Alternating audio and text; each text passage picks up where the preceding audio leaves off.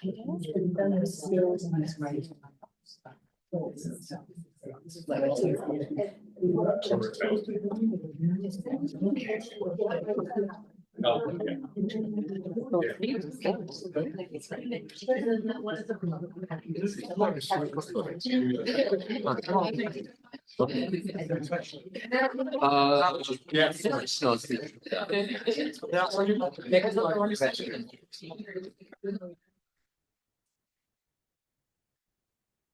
ready? Yes, you are ready. Go for it. Okay, Marco, take it away. Yeah, it's time. Should we put the line up?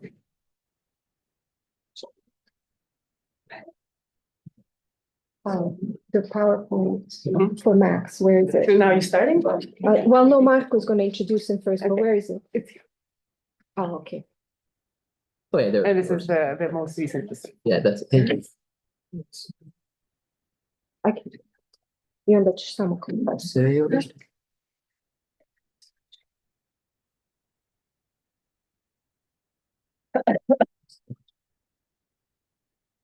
Lighting. Okay. You can go. Yeah. Hello, everybody. Good afternoon. Welcome to our panel today on local voices, new perspectives, rethinking the Yugoslav Wars through microhistory. My name is Microhistory. I'll be your moderator today. A bit about me, and I kind of will begin with the intro before introducing our fantastic panelists for today. I'm a postdoctoral fellow here at the Weatherhead Center for International Affairs. My research examines the politics of collective victimhood and the role that collective acknowledgement can play in facilitating reconciliation in post-conflict societies like Bosnia-Herzegovina. And on this note, I want to begin the session with an acknowledgement as a way of introducing the topic and some of the core questions that we'll discuss today. So this year and this month, in fact, 10 days from now, marks the 30th anniversary of the end of the siege of Sarajevo and the beginning of the reintegration of this city. Before the war, Sarajevo was often described as a shining example of multicultural integration. It was an urban capital where Bosniak Serbs, Croats, and many other minorities lived in close proximity to each other, intermarrying, working together, sharing neighborhoods in ways that crossed ethnic boundaries. The city prided itself on this diversity, and it was a core part of its identity. And this image was violently ruptured in 1992 with the beginning of the war. For 4 years, Sarajevo was besieged from the surrounding hills by the then Serb-dominated Yugoslav People's Army and later the Army of Republika Srpska. Daily life in the city unfolded under regular shelling, sniper fire, scarcity, and profound uncertainty of when this was going to end and what was going to happen next. And anniversaries like this often invites us to reflect and commemorate, but they also reveal something else, which is how differently the same event can be remembered. In the national discourse around the reintegration of Sarajevo, we have very different perspectives of what happened on this day. In the dominant Serb nationalist discourse, the reintegration of Sarajevo is often framed as a tragedy, as a Serbian Golgotha. As the Dayton Peace Agreement was implemented, Radovan Karadzic, the then president of Republika Srpska, and the Bosnian Serb leadership encouraged Serbs to leave the city, claiming that Serbs could not live together with their Bosniak and Croat neighbors. And some 60 to 100,000 Serbs departed from Serb suburbs in Sarajevo. In the official narrative, this departure is remembered as an exodus, a moment of collective suffering and displacement. For Bosniaks, who were the primary victimized group within the city, the siege of Sarajevo stands as a very prominent symbol of wartime victimization. And alongside, Srebrenica is one of the main symbols of Bosniak suffering during the war. And the survival in the city is often remembered as a defining, as an example of collective resilience in a time of suffering. And these narratives coexist now in the same polity. They're powerful, emotionally resonant, and politically consequential even 30 years later. Yet, what we'll discuss here is that they often obscure as much as they can reveal. They flatten complexity and contingency for moral clarity. They harden categories of perpetrator and victim, overlaying them with ethnic belonging. They suggest a sort of coherence, that ethnic communities moved in unison, experienced the war in uniform ways, and emerged with a uniform memory of the past. In tonight's event, we're going to pause and take a look at this more closely. What happens when we move away from these nationalist perspectives and we look at the story of a single community, a single street, a local archive, an oral testimony produced decades later? And this is the promise of a microhistorical approach. Today, we will foreground local voices and ordinary experiences, asking how ordinary people experienced events in real time, how they understood themselves and themselves in relation to others, how they navigated violence, survival, and solidarity. To help us navigate this, we have a fantastic panel of 3 speakers. To my left, we have Sandra Grudic, who is Education Outreach Administrator at the Davis Center for Russian and Eurasian Studies here at Harvard. Sandra holds a bachelor's degree in secondary school education from the University of South Florida, master's degree in comparative political science from American Public University, and recently earned her PhD at Clark University at the Strassler Center for Holocaust and Genocide Studies. Her research, which she will discuss today, explores the dynamics of neighborliness and neighborhood violence in Bosnia-Herzegovina during the conflict in the 1990s. Her most recent publication, Understanding Bosnian Komshiluk, a study of neighborhood dynamics and violence, appears in the Journal of Genocide and Research. To her left, we have Max Berkholz, who is a professor of history at Concordia University in Montreal. His interest includes microhistorical approaches to the history of modern Europe, with a particular focus on the local dynamics of nationalism, intercommunal violence, and historical memory. His first book, Violence as a Generative Force, Identity, Nationalism, and Memory in a Balkan Community, investigates the causes and dynamics of violence during 1941 in a multi-ethnic community that straddles present-day Bosnia and Croatia, and the effects of this on local identities and interlocal needs. He's currently researching and writing a book entitled Our Truths, Violence and the Challenge of a Common Humanity, which investigates how 3 distinct governments and their local supporters in the Croatian town of Glina attempted between 1945 and the present day to confront the memory of the town's violent past in 1941. And to his left, and last but surely not least, Peja Buric is an associate professor of history at Bellarmine University in Louisville, Kentucky. His research focuses on mixed marriages in the former Yugoslavia, the use of autobiography in the study of history, and more recently, on the impact of mass violence on identity, particularly when it comes to perpetrators. His work using historical analysis to analyze the populist turn in Europe and American politics has also appeared in publications such as Salon, Balkan Insight, USA Today, and Louisville's Courier Journal. And without further ado, I'll just kind of give you a breakdown of how this will go. So each of the presenters will present for about 7 to 10 minutes. We'll then transition to a moderated panel for about 45 minutes to an hour, and then open it up for kind of a discussion with you all. Okay, and so today we'll begin with Max. So please take it away. Thanks very much, and thank you all for coming to attend the event tonight. I think my words today will stretch just slightly over 10 minutes, so Okay. I'm going to do my best to stay with that. I want to begin today by reading the words of one of my great teachers, Professor Alon Confino, who sadly passed away in 2024. Alon began his career as a historian of Germany, but he was most well known for his seminal contributions to the study of collective memory. And during the decade and a half before his death, he turned his attention to the history of the conflict in Israel-Palestine. And he brought his intellectual gifts to bear on that exceptionally demanding subject. In a short article he published in what may be the only volume to date whose authors dared to write about both the Holocaust and the Nakba, he wrote these words, quote, "When an event is sacred, any critical approach becomes a blasphemy like no other. There is no space for discussion because Jews in 1948 are either saints or devils, but they are not humans. But when we aspire to understand Jews in Palestine in 1948, within the circumstances of their society and culture, seeking to understand what they could and could not imagine, without condemnation or anachronism, we can get closer to explaining why they expelled the Palestinians, prevented their return, and enriched themselves from the spoils without much hesitation. So the word expelled here is one we could debate for the next hour, and I don't want to engage in that conversation. But what I do want to say is why this quote and why this article means something to me.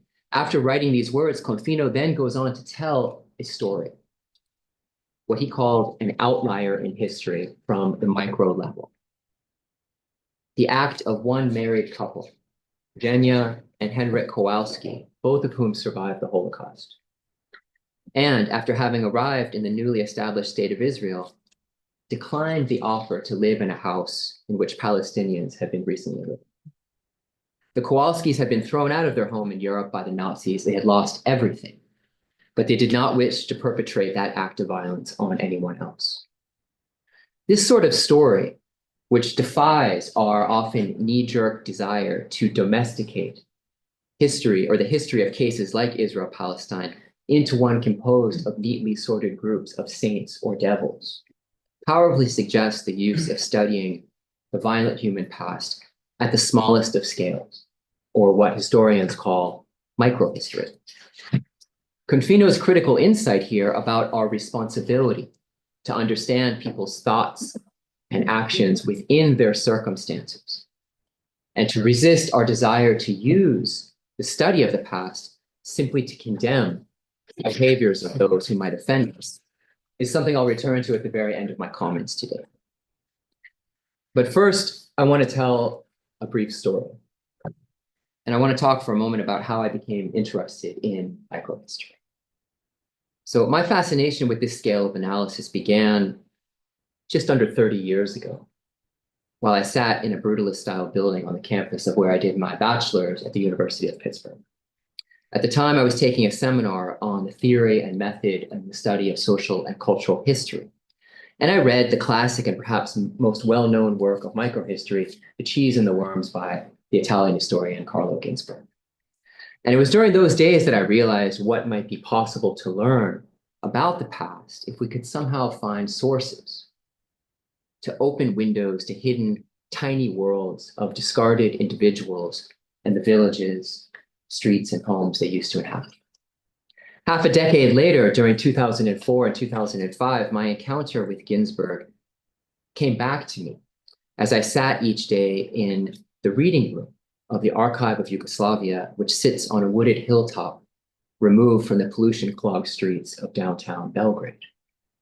Months passed as I pored over thousands of documents, which I hoped would teach me about how people in Yugoslavia remembered the horrific intercommunal violence in their lands during the Second World War. This was the subject I had chosen for my doctoral dissertation. The bland documents written by government officials never seemed to allow me to find a way to open a window to the sorts of individuals that Ginzburg had discovered. And my frustration, and I would even say my boredom, grew steadily over the months until one day I stumbled upon a collection of excerpts of newspaper articles about what were called various forms of, quote, desecration of monuments which had been built in memory of people killed during the war, whom the communists felt were worthy of being remembered.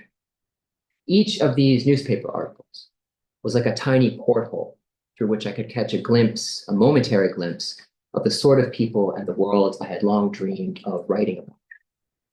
I remember feeling that day a sense of electricity coming over my body. I couldn't sit still. I had to get up and walk around the reading room before I could calm down enough to read these brief stories. A few months later, I wrote a paper about them, about how local people rejected various forms of official war memory, and I presented it at a conference in Serbia. I zeroed in on one story about a priest in Western Serbia who had been sent to prison in the mid-1950s by the communist authorities because he allowed a plaque to be hung in his village church on which were carved the names of all local men killed during the war, including communists as well as those who had fought against them, nationalists. A colleague later challenged me to search for the court documents from the priest's trial, which I eventually found months later. I finally had a chance to read a version of the past that the priest had told during his trial, how he explained his behavior. And I eventually found his extended family, who agreed to be interviewed on a late summer day in September 2005. This is the photo they brought to show me about what life looked like shortly before he was sent to prison. The person who brought this photo for me was his youngest daughter. You can see here, the smallest child, Ljubinka Velichkovic. This research resulted in one of my first publications, which was a microhistory I constructed to try and find an answer to a macro level question. How do people in villages whose families or whose family members and neighbors have fought and killed each other during a civil war remember their dead? As I look back, this was a formative experience for me. This method of doing research, of searching in the archives for personalities, events, brief moments in time, which I would then investigate through intensive fieldwork, has shaped my research process about violence and conflict ever since. This same approach led me to the story of a largely unknown town in northwestern Bosnia called Kulin Vakuf, which became the setting for my first book about the causes and dynamics of violence in this Bosnian community during 1941, and how the upheavals created by killing dramatically changed people's perceptions of each other. And my search for portholes to long forgotten stories led me to the subject of my second major book project, which I'm currently researching. In this study, I'm seeking to explain how groups of seemingly deeply opposed memory activists in a small Croatian town called Glina have tried to use their memories of the violent past, both during 1941 and during the most recent war in this part of Europe from 1991 to 1995, to silence each other. Rather than adjudicate this conflict over memory, in which the sides seek to frame each other, as Alon Confino once said, as either saints or devils, I'm most interested in how they resemble each other in terms of their claims about the violent past, and how they suggest to us something we would likely prefer to ignore. That none of us are immune from going to great lengths to silence the pain of those with whom we disagree and who have hurt us.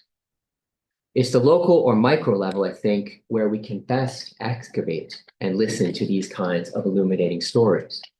So before I end, I want to share a few of these stories, or a few of these voices, perhaps better said, with you. But I'm going to do so in a way that I would also say no historian should. So I'm kind of going against what I always try and teach in my classes. I'm going to present these voices to you without context. And I've also altered them by removing all ethnic adjectives and specific historical references so that we can grasp the emotion and the sensibility that's underlying each. So I've altered these documents. The objective is to destabilize our often implicit need to know immediately which side is saying what, so we can characterize it as either good or bad.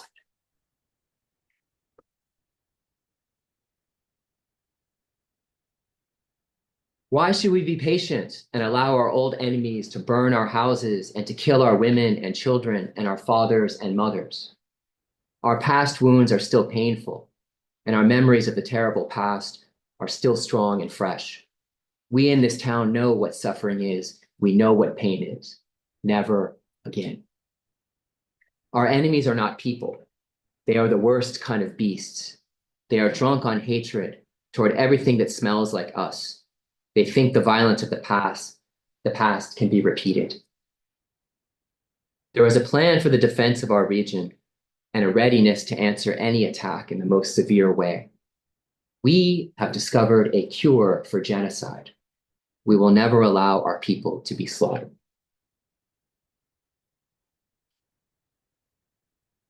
Group B. We saw completely destroyed villages, burnt houses, and how the enemy razed to the ground everything that was dear to us and everything that would recall our history. This place will always be ours. There is no difference between the attacks long ago and those today. The objective has always been the same: to kill us, to enslave us, and to continue attacking until they occupy everything that is ours. We have never been genocidal like our former friends and brothers. We know that they are butchers and barbarians, while we are civilized people who have successfully and at all costs defended our lands. When we strip away the facade of ethnicity and listen to these kinds of voices in local communities, it becomes extremely challenging to answer the question that so many people implicitly and explicitly pose when confronted with the reality of intercommunal violence. Who is the saint here and who is the devil? Microhistory is a methodology that can help us move beyond this simple yet perilous and paralyzing question that every single one of us carries within us. And it can help us confront an unsettling yet potentially liberating truth. All the voices here are human, just like ours, just like us.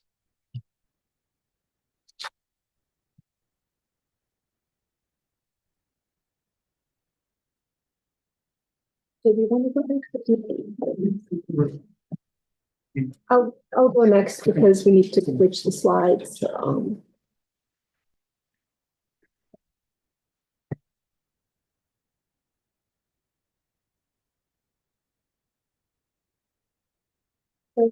In one of my previous slides, before beginning my PhD, I taught history to high school students.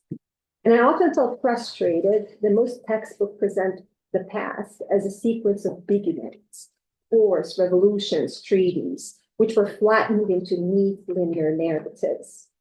I always reminded my students of the gap which existed between the past as it happened and the past as we now get to know.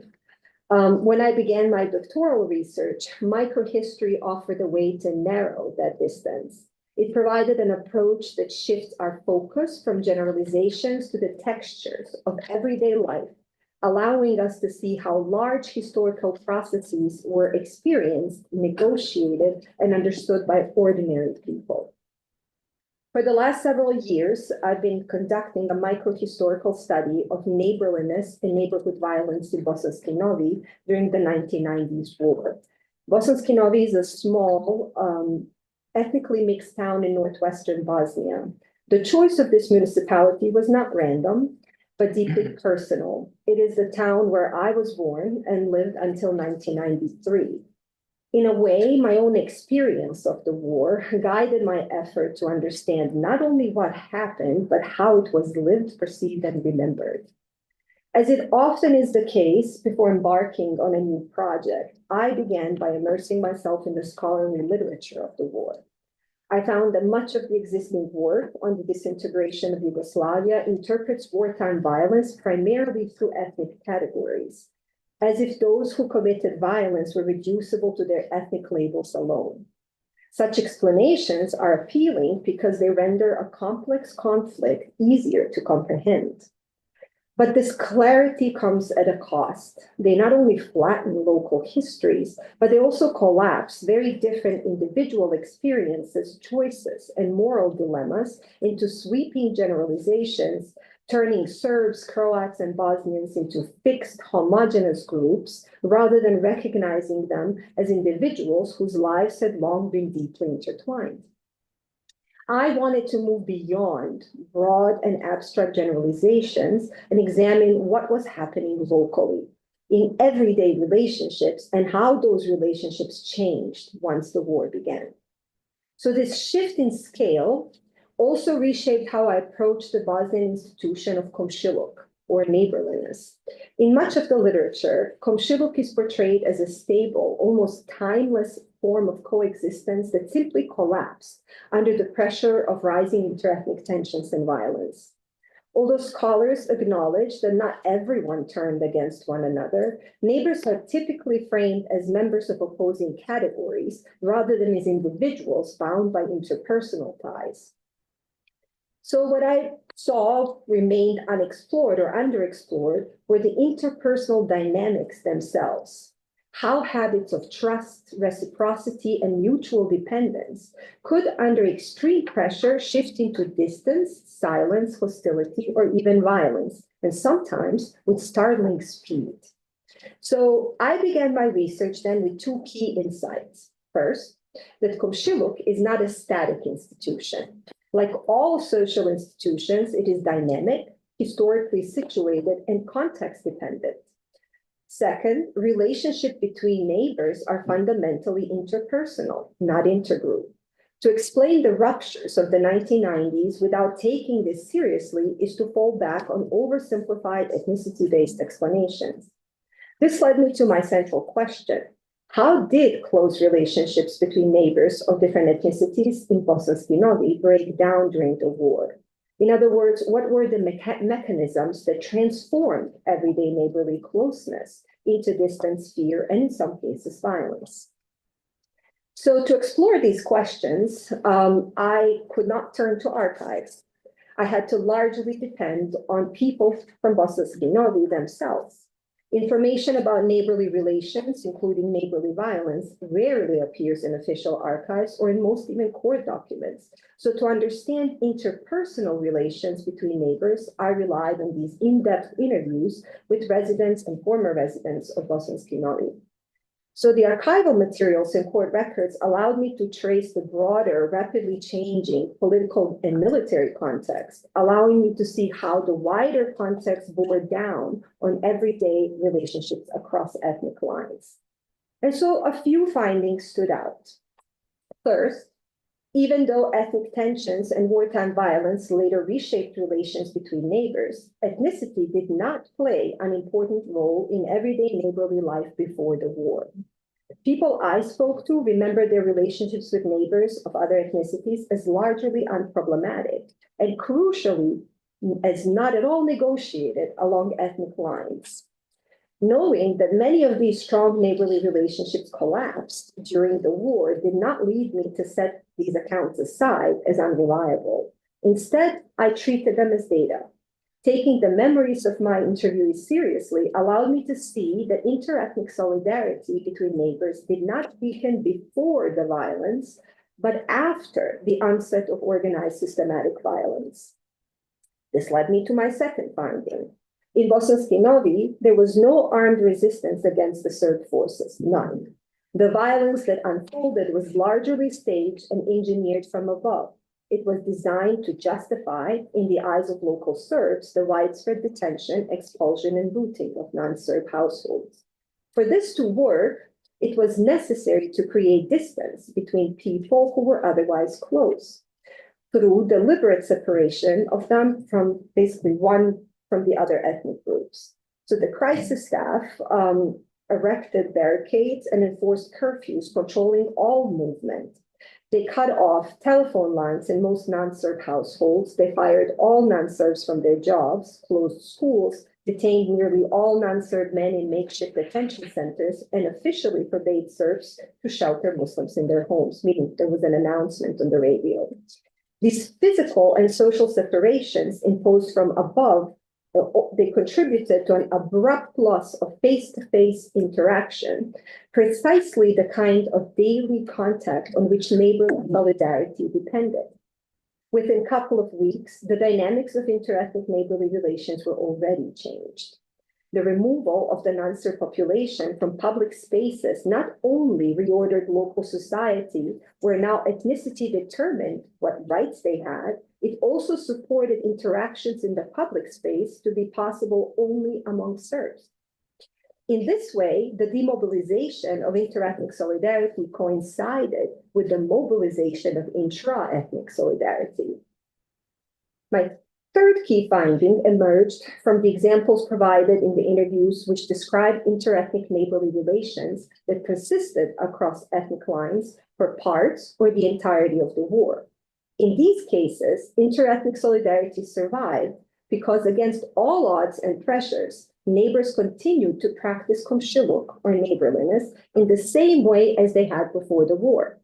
Most importantly, they maintained daily face-to-face contact, visiting each other for coffee when coffee ran out, barley malt, helping one another secure food and fuel, sharing shelters during shelling. These examples, no matter how few, matter because they show that individual agency was significant and that people's personal identities did not simply merge with the collective ethnic identities. Even under intense structural constraints, individuals made choices. So focusing on microhistory, on Komshilukin Bosanski Novi, then allowed me to see how war transforms, but does not fully determine the moral and social worlds of ordinary people. So thank you. This is from me for now. Thank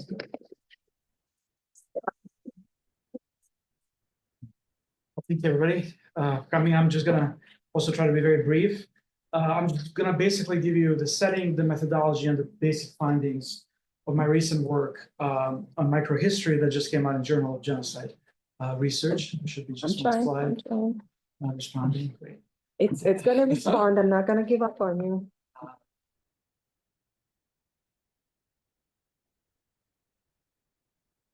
It's coming. Oh, There you go.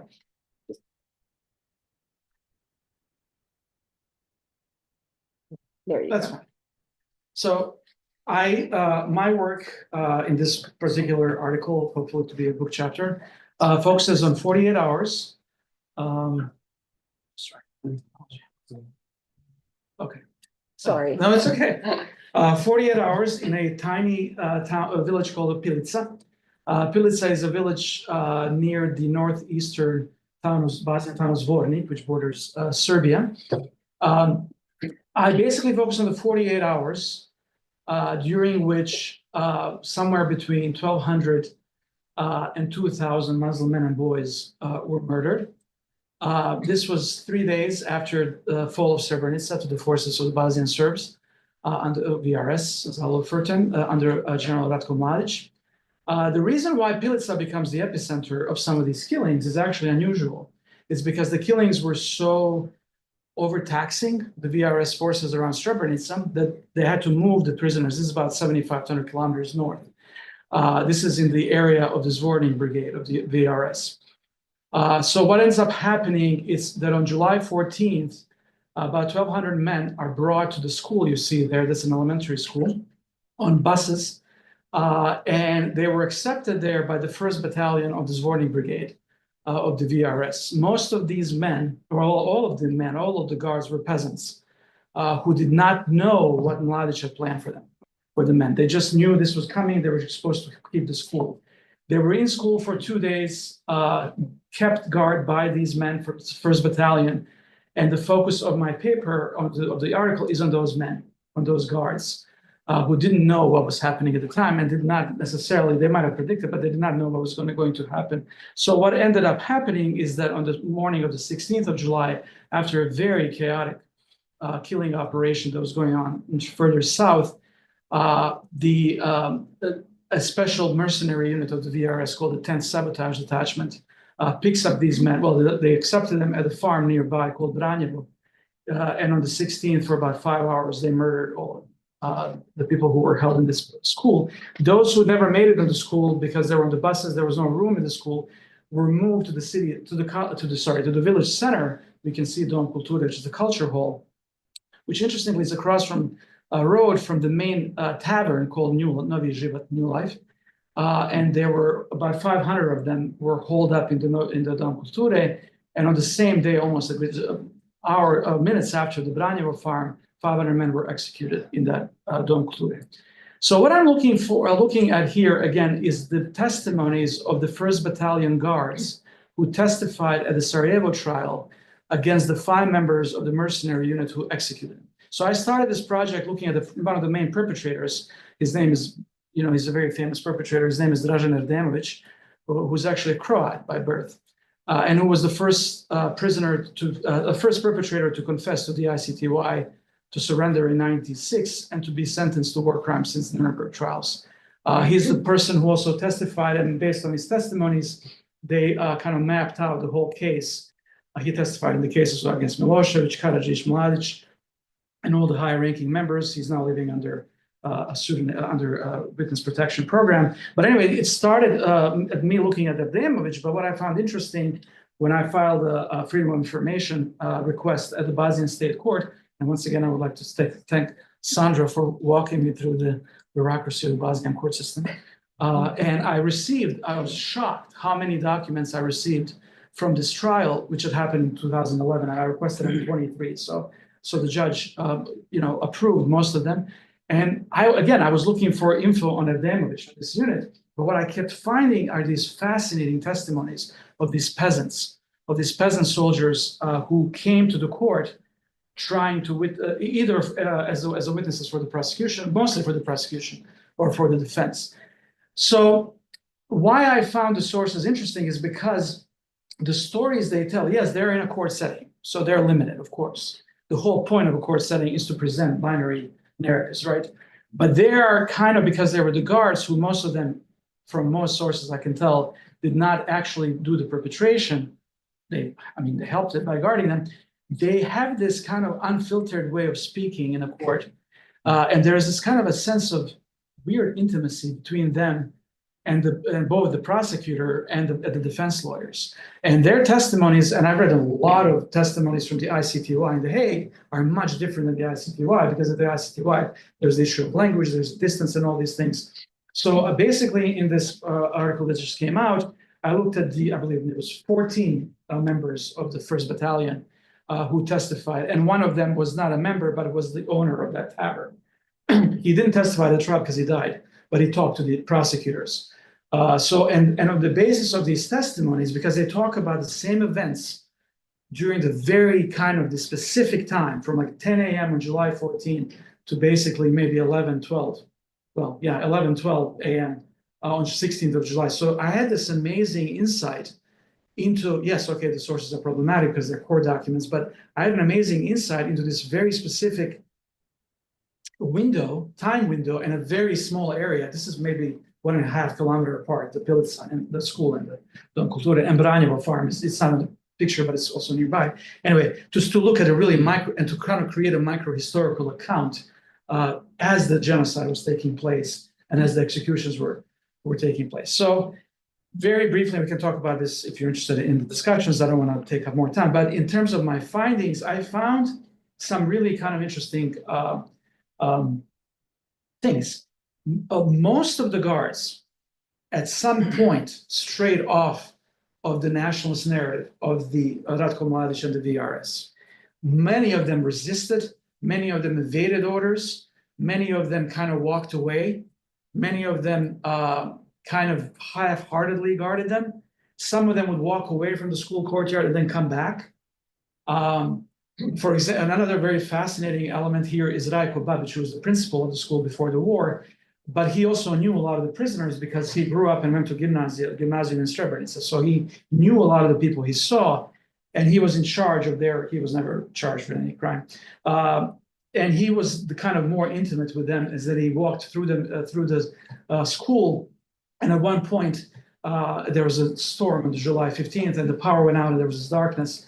And he lit these candles, and the whole night he spent, he says, according to testimony, according to others, talking to these prisoners while the candles were there with the windows open. So there's this kind of weird, eerie sense of kind of intimacy with those prisoners. Another interesting finding is that in the middle of this is in the middle of Petrovdan, which is, Ratko Mladic makes that in that Srebrenica tape, when he says, we gave Srebrenica to the Serb people as a gift on one Serbian holiday, which is Petrovdan, which is the feast of St. Peter, which is an Orthodox holiday. And the reason why this matters for Pilica, there were many, many private and public celebrations going on around that event. And there was a concert of a very famous singer at the same time. So what these guards end up doing, a lot of them will guard and then leave, go to the concert, get drunk, sleep it off, and then go back to the school and guard again. Some of them will guard and then go back and they never come back. And for example, a person who had a house right next to the school, an apartment, his name is Bogoljub Gavrić. He was a teacher before this. He was having a birthday celebration for his 3-year-old son, while literally 10 meters away from the school, while looking through he talks about looking through the window pane, seeing these prisoners arriving, and then ushering them, his people out, and kind of moving them somewhere else, and then joining the guards. So there were celebrations all over. The tavern was steaming with life. It was a very social place. The tavern owner said He was doing harvesting throughout the day, but most of the night there was many people there drinking. Even while the executions were taking place across the street of the culture hall, the tavern was still very much a social place. So my conclusions here are that the peasants were remarkably non-ideological explicitly, but this does not make them non-nationalists. Throughout the time this was happening and the way they remembered the events, there was an incredibly explicit, in almost every single testimony, articulated and very, very vivid emotional distance between the Serb guards and the victims. At no time that I could see there was any attempt in any meaningful way to save any of the prisoners. I mean, Rajko Babić does say he meets two young men in the school. One of them played soccer with him before the war. And even in his testimony, he says, oh, he had some long Muslim name that I can't remember. But the other guy was named Zoran, and he remembered him because he thought, oh, wait, Zoran, is he a Serb? Did they make a mistake arresting a Serb? So he tries when the colonel, lieutenant colonel who comes to pick them up, one of the main orchestrators, Vujadin Popovic, he's serving life now in Germany. When he comes to pick them up, he makes this half-hearted attempt to say, can we at least save two? And Popovic tells him, leave me alone, you're useless. Nobody can survive. So even though Rajko Babić didn't apparently execute anybody, there was this constant kind of thinking that all I want to do is keep them within the walls of this building, not harm them, but I don't want to be in charge of them. And even when the way they talk about them 20 years later in 2011, there was this kind of sense of dehumanization. When they talk about one battalion member says when he came for the, after they were all emptied from the school, he comes to the tavern and he sees something going on there. There's all these police cars and he sees people peering through. And he says, I look through it, through this, the inside of that hole is interesting because there's 2 floors and it used to be used in socialist Yugoslavia for movie projections. And he says, I peek through this movie projection window and he describes them as rice pile on high. And a lot of these witnesses use these languages of, trpamo ih u autobus, we just push them into the buses. And even though they didn't participate in it, and sometimes they didn't even guard them, sometimes even they left, there was this element of what I call kind of nationalism by indifference. That there was this kind of sense of the victims, even at the time and later, inhabit a moral universe that is completely separate from the guards. And I think this shows you the extent to which nationalism works on a local level, which may not be the same script as Ratko Mladić or even Karadzic would want it. I mean, there's a constant, this genocide was extremely chaotic because the battalion didn't know this was going to happen because the orders were issued through the security intelligence services and not through the military channels. So the battalion was blindsided, and yet, of course, they helped the perpetration. So I found that the fact that these witnesses kind of were on the border between perpetration and the guards and kind of witnesses, and they gave me this really nice insight into their thinking, which still, and I was kind of, and I know Max in his other work on Serbian has found scenes and moments of inter-ethnic rescue. But in this case, there was none of that. The most they did, one guy said, I brought him plums and pieces of bread, which, okay, great, but you still held him killed. But fascinatingly, 20 years later, the way they described them, they kind of tried, these guards, they tried to create this kind of what Christopher Browning, the genocide scholar, called the beleaguered sphere of autonomy, in which they try to kind of stay self-righteous and kind of moral, even though they witnessed and in certain cases helped the perpetration. So that's sort of my general conclusion that yes, that I was actually surprised how chaotic the genocide was, how much they strayed off the script, how much they complained, the incredible conflict between the brigade level and the locals. There's this rural city divide in which the brigade sees these peasants as kind of disposable, and yet within all of that, that the nationalism kind of still remains their framework through which they kind of remember their involvement in this. And one of the reasons is Pilica had always been a very Serb village, even before. So that's sort of what my conclusions were. Yeah. Okay, thank you all. So we have several questions for you. I want to start a question just to get to open up the conversation. So all of you, maybe just a few thoughts, and then I have more directed questions for each of you. Again, I'm just thinking now, 30 years, we have dating. Many of these narratives are still very prevalent in public discourse. And each of you have discussed in very particular cases in the communities that you've studied, giving us a different approach. But I kind of want us to think more broadly. What can this microhistorical approach allow us to see about the Yugoslav Wars and perhaps beyond? What could it mean to the people there who live in this environment? Anybody wants? You can start. Yeah. If you rock, paper, scissors. Yeah. That's a You great can question. alternate each question. I mean, when I was listening to both Sandra and Feja talk, what came through my mind, and you mentioned my recent article about Srebrenica, is how, and I was thinking about this a lot at the beginning of your presentation, because you had all of the precision of the various brigades and the battalions, and I feel like I'm back in the ICTY archive, right? And I feel very much that I feel like we have yet to find a way to tell the history without it simply being history of these conflicts, these wars, these atrocities, this genocide, without, I don't know, almost like we are kind of the department of the Office of the Prosecutor, but we're somehow scholars, but we're still kind of talking in the same way. We're using many of the same sources, the terminology, the kind of building of the case, which again, leads to, I think, something that, grinds up against the historical profession, which is, the binaries are absolutely necessary in the courtroom, but the kind of behavior and stories that I think matter to historians, and where I think we have the ability to bring this history to the public in a different way, is by somehow making use of these sources, but finding a new way of telling the history. The writing style has to be different. The use of the sources has to we have to somehow break out of this paradigm that I think has in many ways, because of the gravity of the crimes, has, I think, shackled historians in very key ways. This is what I was trying to do in the Uncomfortable Evidence article. I think, in some ways we need to turn towards, artists who have tried to engage with this history. In my article about Srebrenica, I begin and end the article with Jasmine Lajvanic's film Kovadis Aida, because there are these moments in the film that where she strays away from the ICTY archive. There's a moment in the film where she films people from a year or two before the war in a tavern, where each one is dancing in a circle, and they come and they meet us eye to eye. And the film is shot in slow motion, and it's this kind of invitation. The people we see there are those who become victims and also become perpetrators. But at that moment, all they are people in a tavern.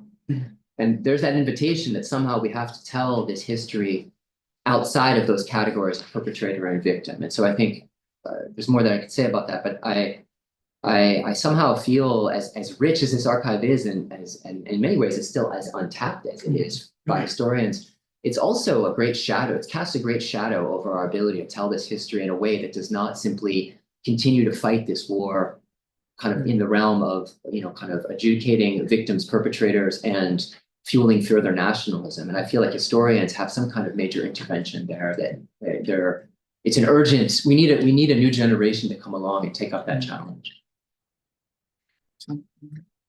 For me, again, I didn't have a whole lot of archival sources that dealt with, or even court sources that dealt specifically with what I was looking for. So I really did look at what people said. But in general, this microhistorical approach really, for me, has this potential to reveal these discrepancies between these, stories and categories, because they will always exist, because the events themselves are often, again, in the case of my municipality, or the municipality that I studied, they are really clear. And that is not coming from archival sources. Like I said, there was zero pushback, zero resistance, really no fighting, none. And again, there's nothing, literally. So there is a one-sidedness in terms of who attacked and who, was attacked in a way. But even when we look even within such municipality and such story, when you look to people and their understandings of what was happening, the relationships, we really find or uncover these examples, not just of violence, but again, of solidarity and positive behaviors. And so this importance that microhistory gives me of being able to spend time and focus on individual stories is not just that they provide empirical proofs of this. Again, in this particular town was very much, top-down organized violence, but also this micro focus revealed how these local Serbs and Muslims interacted on an everyday basis before, but also after the onset of violence. So in other words, this wealth of information complicates these macro narratives, but most importantly, allows us to see social mechanisms which broke down this solidarity, interethnic solidarity, rather than being just fixated with the outcome of the violence. So I know what the outcome is, but I'm fixated on the process rather than just being fixated on the end story. So I use these personal narratives to formulate my arguments, and again, the archival sources to situate these narratives within the historical context, so just a general situation. So in that way, I was able to uncover and foreground ambivalence and complexity of life during genocidal violence and center this individual agency. Like my goal was virtually to say, when this happened, this person or this group of people was responsible to also let go of this constant like group guilt and group accountability. And I wanted to not assume that people simply enact these ethnic group scripts that we assume. So research like this, I think, can simply show us life in all of its complexity. And as I always say and repeat, this life is always complex before mass violence, during mass violence, and after mass violence. There is no need to simplify it for just, in accordance to certain categories just during the violence. So that's it. Yeah, I mean, that's the challenge. I mean, what Max said, of course, is also the challenge, right, of the core documents. But I also was trying to aim at what you said, complexity of things. And actually, I actually was expecting to find just this kind of court, this kind of banal, perpetrator versus the victim when I was asking for that. Because again, my focus was Adamovich, but the stories were so vivid and they were so multifaceted, they were so complex in a lot of different ways, that it did allow me, I think, to tell a kind of a more complicated story about these Bosnian Serb soldiers, where you don't really see a lot of that studies, especially when it comes to Srebrenica, of trying to get in the head of those who were kind of on the border between perpetration and. But I think one ethical problem here is that because again, the court will always leave a lot of silences or contradictions. And we talked about this earlier, Clark, that you as a historian should be able to sit with these silences or contradictions and not try to fill in the details or, kind of leave that out for the reader and kind of trust the reader. But I know that's not a very satisfying answer. But so I think that's also what microhistory of this sort, even if it's in the court context, can kind of contribute to the studies of Yugoslav wars, which mostly, have been kind of macro level rather than micro. So I kind of want to build off of this. I'll come back to you, Fedja, on this point of contradictions, storytelling. And I want to pose a question to Max. And this, I think, really came out in your presentation, and it sort of also makes us think about on the one hand, the what we gain and what we lose, perhaps, by microhistory. And so often a criticism from social scientists and political scientists, right, is this question of, are microhistory worlds of their own, right? Or are they perhaps a microcosm that can tell us something of the universe, right? And in you, right, in kind of what you mentioned, right, the idea of saints and devils, perhaps telling us something about our common humanity rather than, it's something about a particular. So I wonder if you can speak a bit more about what microhistories tell us. What can they tell us about something bigger than just what happens in this community or the people in that? Yeah, it's a great question. And I've had people criticize my work heavily for, showing us kind of one corner of a coastline and not outlining, kind of the continent.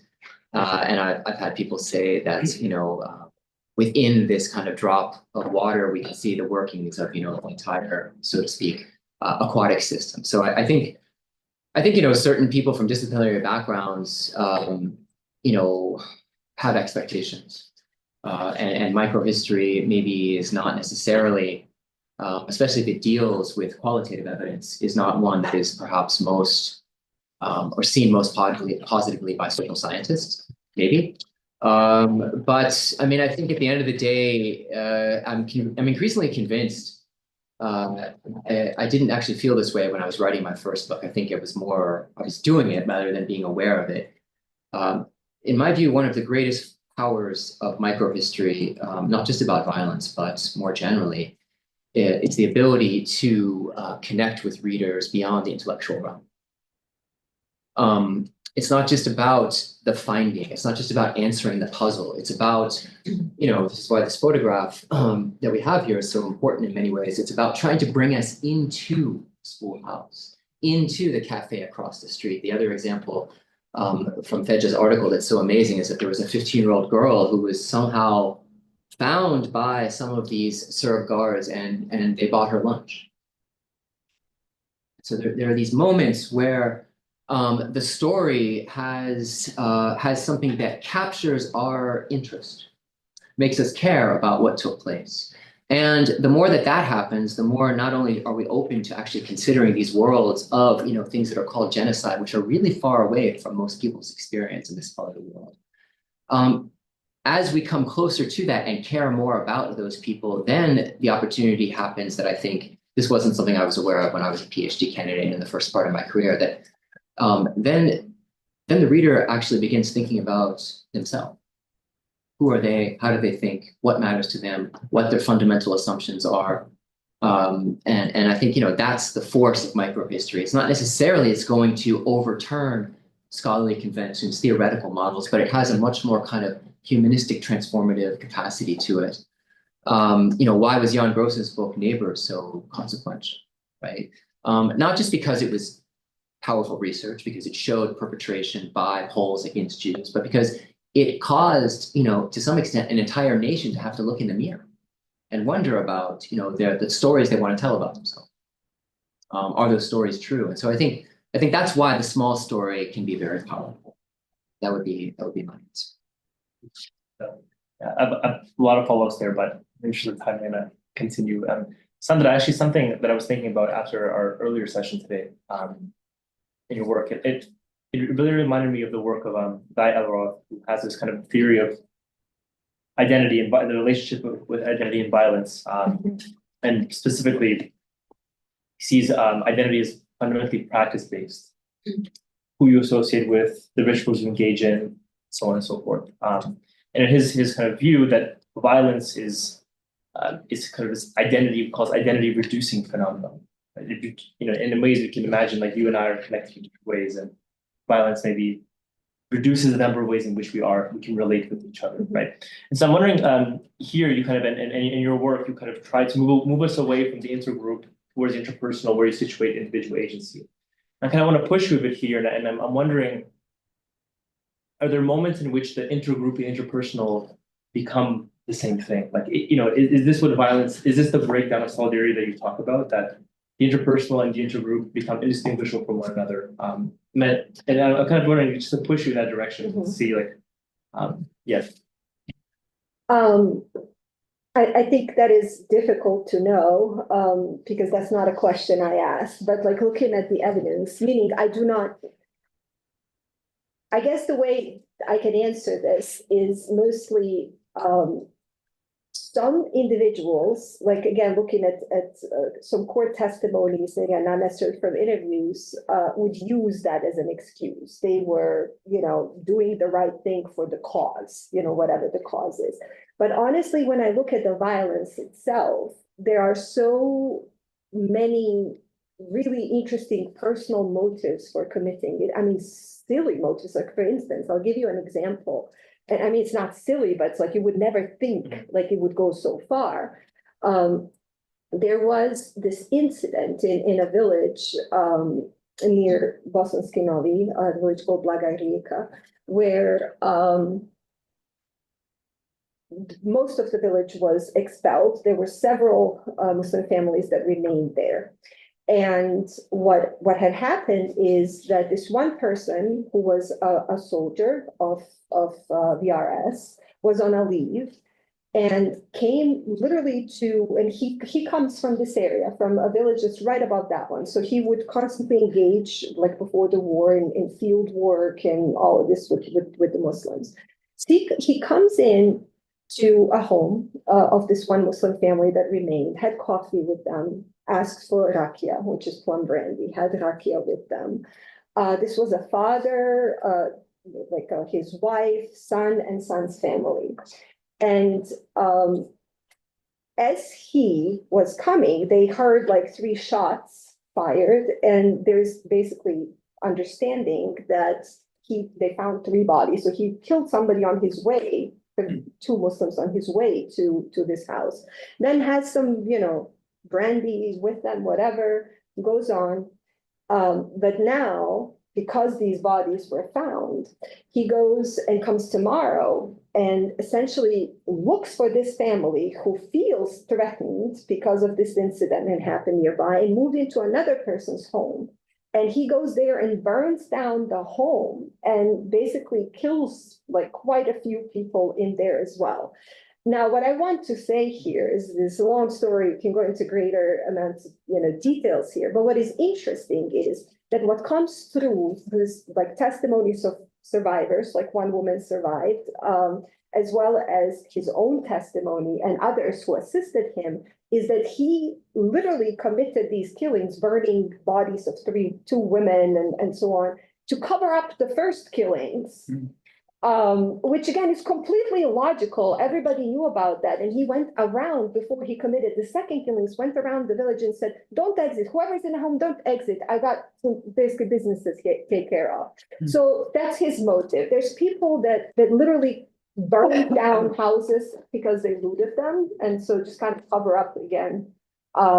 Cover up one crime with a bigger crime, that's what it seems like. So do I see like ethnicity being necessarily the main, the merger with the personal identity? No, but what I see is that people of in this case, like Serb ethnicity, had felt they had the right to do it. So it gave them sort of like a free card to do whatever they want, because they were never really, during the war, punished for anything.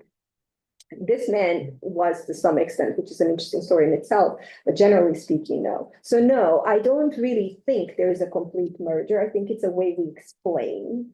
But at the same time, I'm focusing on individuals and their personal motives, which are very diverse. Yeah, I have actually kind of follow up here, but we can discuss later on, because I'm thinking I think Max, this comes up in your earlier work of that, there's sort of this conceptual or social conceptual, let's say, landscape that exists that individuals can kind of use, to, let's say, carry out personal vendettas, right, under the cover of Status Kaliva's sort of kind of joint production.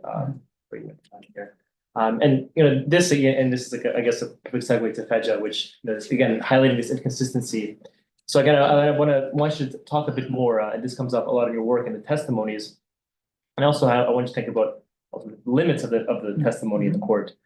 Is that how should scholars and how should we just handle the contradictions, the silences, and the potentially strategic storytelling that these individuals engage in to present themselves in a certain light?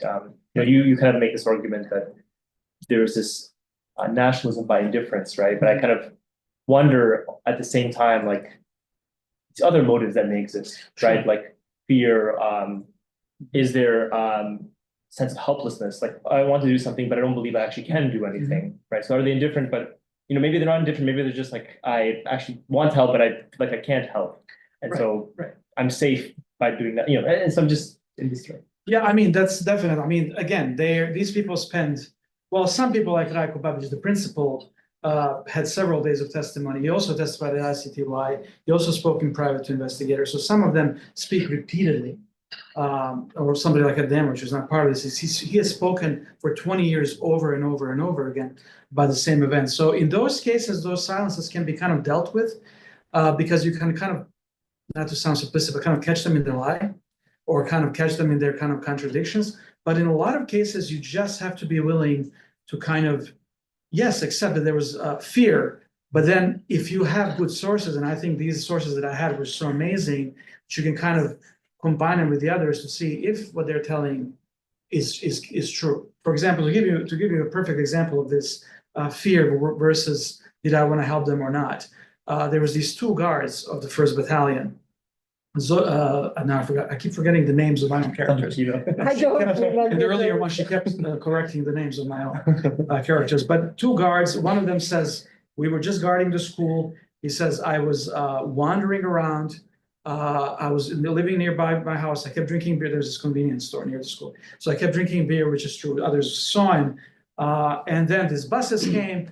And this one guy from the boarding brigade, who I didn't know, asked me to show him where Branjevo farm is. And I said, what are you asking me for? And he says, he cursed my third mother. And he punched me and he put me on the bus. And I showed him by force. He says, I was afraid. And I took them to Branjevo. Branjevo literally is like 1 kilometer away. The farm, he drops me off in front of the gate, the bus driver. They go to the farm. I stay outside of the gate. I hear the executions. And then they pick me back up. And they take me to the town, to the village.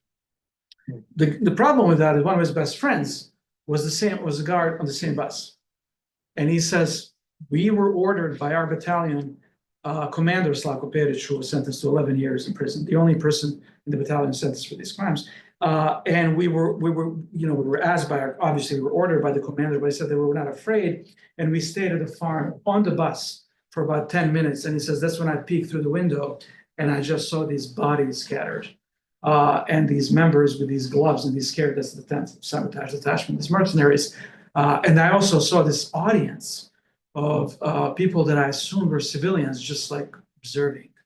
So in that case, you can obviously see that the other guy is lying. So in that case, but in some other cases, for example, the tavern owner, Ljubo Ivanic, what role did he have in distributing, now we know from other testimonies, bread to the people who were executing at the culture hall. So in some cases, you do the work, and this goes back to actually proving Max's point, that I'm doing the work of prosecutors in this way, that you're kind of proving or disproving certain things. But I also liked some of this, the fact that they bring to the image of the 15-year-old woman at the tavern whom the guards bought shalom or before taking her back to the hall. And later we find that she was there because her brother was there and she wouldn't want to leave him.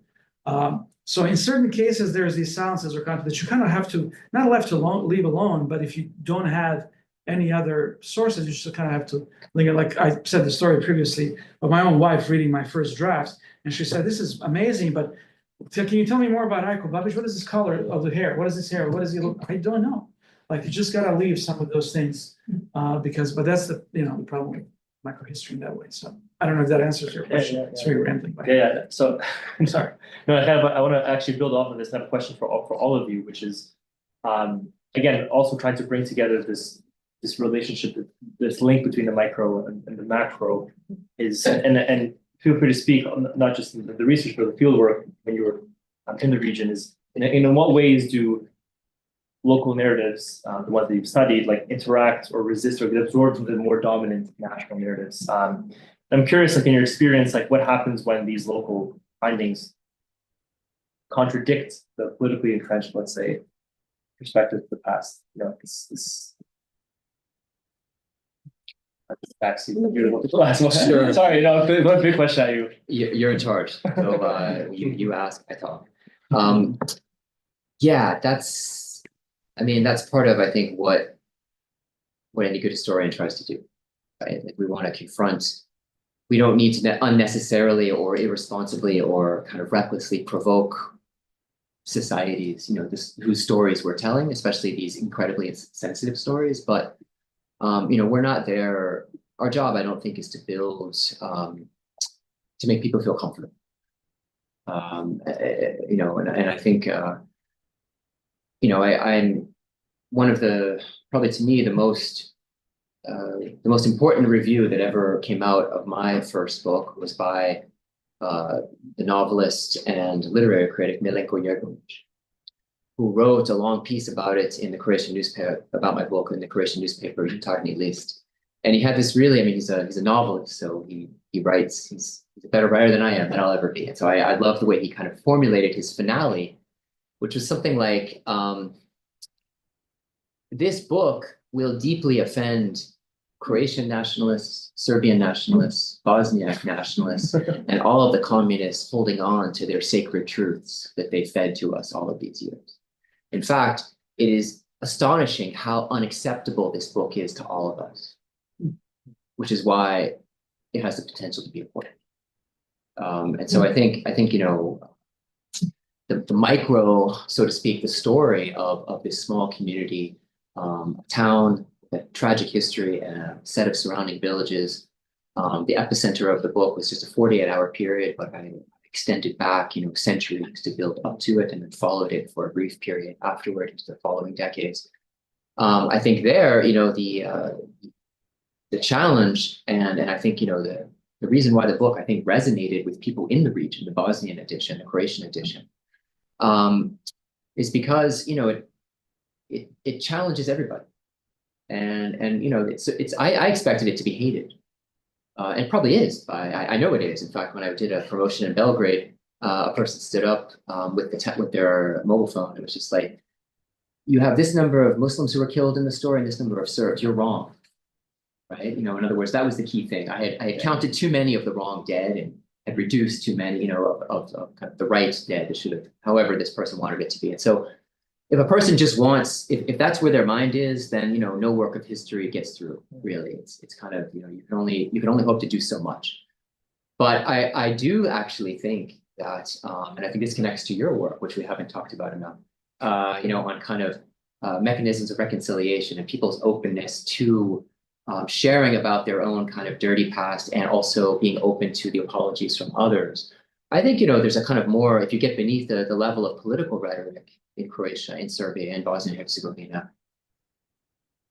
I don't want to exaggerate how large the sentiment is, but there is a sentiment among some people to be open to the experiences of others and to be self-critical. And so stories that facilitate that kind of critical engagement with the past are really important in a place that, you know, 30 years on is still finding its way forward with great difficulty.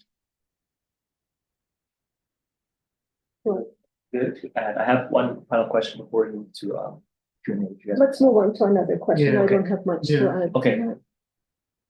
So I guess actually it's kind of building off this point, maybe with some Sandra or Peja, which is, and related to my work too, so I can also contribute to this question as well, which is how can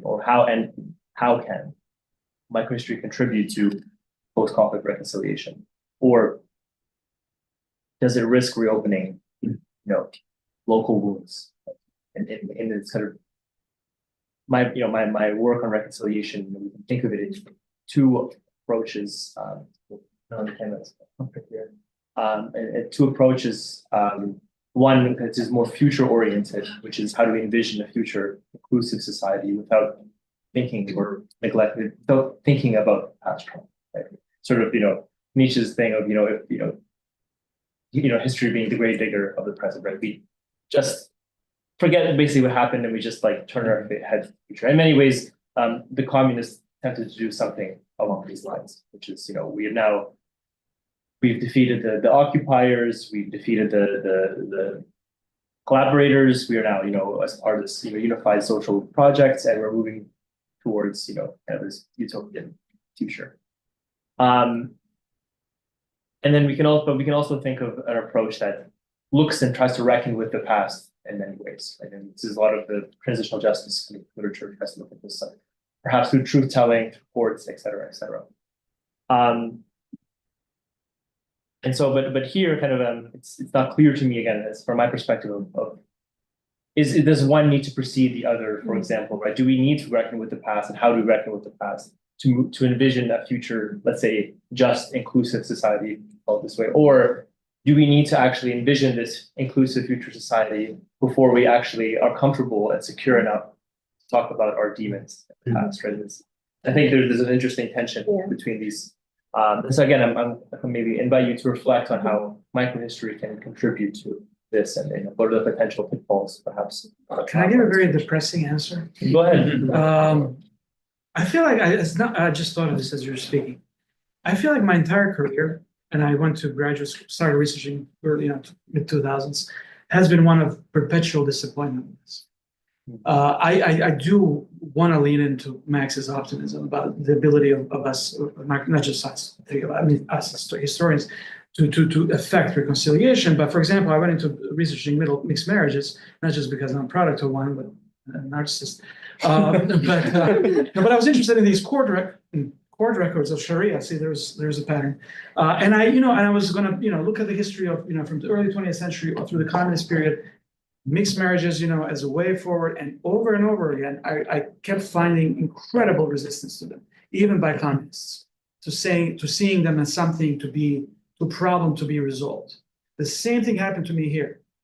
After reading many kind of anecdotal stories about the rescue in other contexts, not in the context of Srebrenica, and seeing these documents, I kept thinking, wow, these guys are going to have something important to teach us about our common humanity, and I want to see that.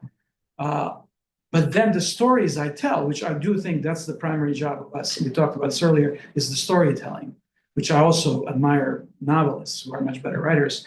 And the stories I end up telling are the stories that keep replicating the whole war thing. And my answer to that, maybe that's not my job to reconcile people. I don't know. Maybe that's not my, because telling the story of that girl, sorry, it's kind of hard to kind of try to see your job as something else. Because again, I don't go to those documents thinking I'm going to come up with those stories, obviously. But I just end up kind of finding them. And as you tell them, you realize, man, this is going to be, if it's ever read in the region, and I'm sure my work is too, kind of obscure right now to be read. But if they did, it would kind of play into this victimhood versus perpetrator. And then I just end up kind of throwing up my hands and saying, well, maybe that's not my job. Because, genocide was committed. I don't know. But I also don't want to contribute to, obviously, to more polarization. So I don't know. I've been much more, when we start talking about this panel, you've heard my pessimism. I've been just much more pessimistic about the ability of this, at least my research, to affect change. Sorry, that's I'm kind of the middle ground. Okay. I'll take the middle ground. So I think that microhistory can absolutely contribute to post-conflict reconciliation, but it is always running at the risk of reopening local wounds. In a way, I don't think that these two are mutually exclusive effects. I think they kind of run simultaneously. So on the one hand, tracing violence and complicity down to specific individuals and decisions can be deeply productive. When you identify concrete perpetrators and hold them responsible, it can, again, let innocent members of whatever group off the hook. So we're breaking a little bit the idea of collective guilt slowly. I also think what's important with microhistories is this highlighting choice and agency. Again, bringing us down to this individual choices and what the individuals decided to do. Who ordered, who carried out, who resisted, and who held.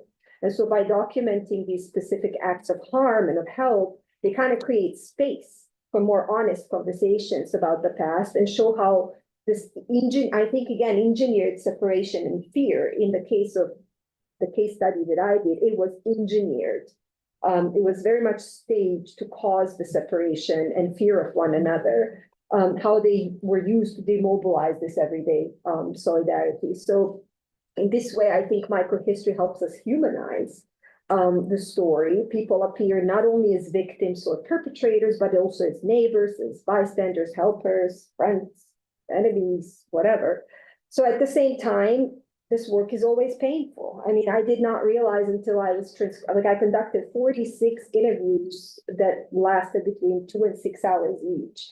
And when you conduct interviews, at least I was very much in the interview mode and sort of directing everything.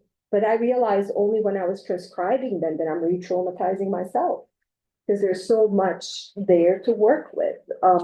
So exposing particular individuals, as perpetrators or emphasizing the breadth of like local complicity can feel threatening, especially in communities where you have denial, and denial is still the dominant mode of dealing with the past. Naming names, mapping networks, showing how many people knew or participated can easily be seen sort of like as an attack on a specific side. However, I think reopening these wounds is to some extent unavoidable if reconciliation is to be more than empty talk. We have to deal with that. So I think really carefully done microhistory, reopens the wounds in the way that is purposeful. To break silence, to unsettle denial, to lay sort of like groundwork for more truthful and shared understanding of what happened. And I mean, in my research, it is interesting, I think, because I've